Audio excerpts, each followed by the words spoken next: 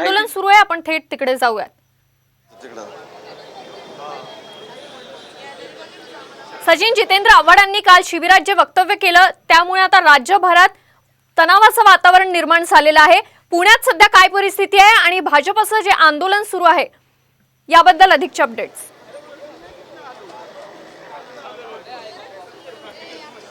नक्कीच आपण पाहतो की प्रभू श्रीरामच्या साळरामाविषयी जे काही काल मुंब्र्याचे आमदार जितेंद्र आव्हाड यांनी वक्तव्य केल्यानंतर राज्यभर त्याचे तीव्र पडसाद जे आहेत ते उमटताना पाहायला मिळतात। पुण्यामध्ये भाजप आक्रमक झाले आणि पुण्यातील अलका टॉकीज चौकामध्ये या ठिकाणी भाजप येऊन या ठिकाणी आंदोलन करतंय।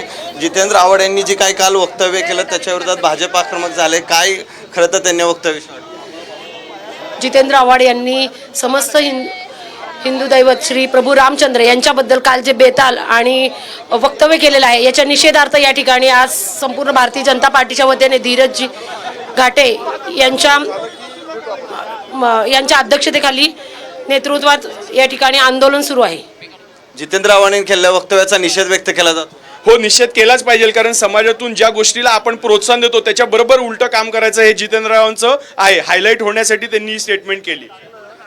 जितेंद्र आव्हाड हा अतिशय नालायक माणूस आहे।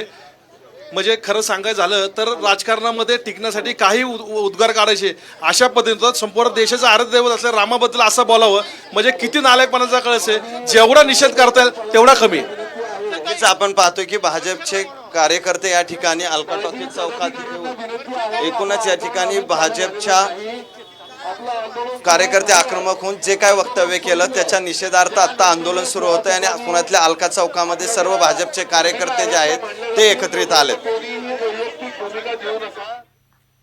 तर राष्ट्रवादीचे नेते जितेंद्र आव्हाड यांनी राम हा मांसाहारी होता असं वक्तव्य काल केलं आणि त्यामुळे शिर्डीत जे राष्ट्रवादीचं आंदोलन सुरू होतं हे आंदोलन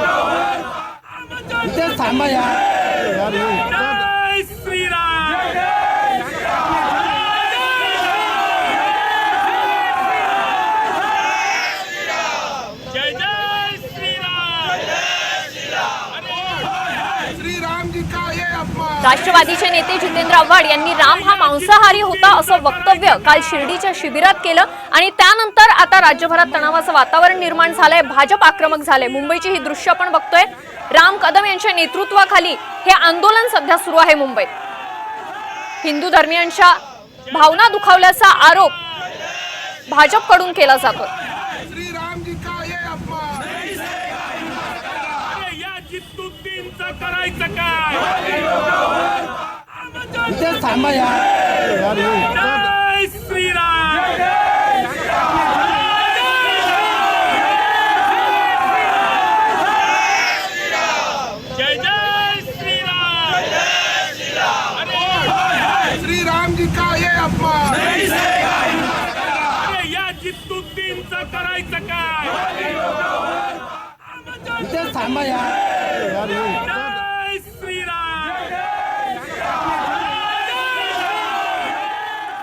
पहिली दृश्य ही मुंबईतली आहे आणि दुसरी दृश्य ही पुण्यातली आहे। मुंबई आणि पुण्यात दोन्हीकडे भाजपचं आंदोलन सुरू आहे। जितेंद्र आव्हाड यांच्या विरोधात भाजपचं आंदोलन सुरू आहे। हिंदू धर्मियांच्या भावना दुखावल्याचा आरोप जितेंद्र आव्हाडांवर केलाय।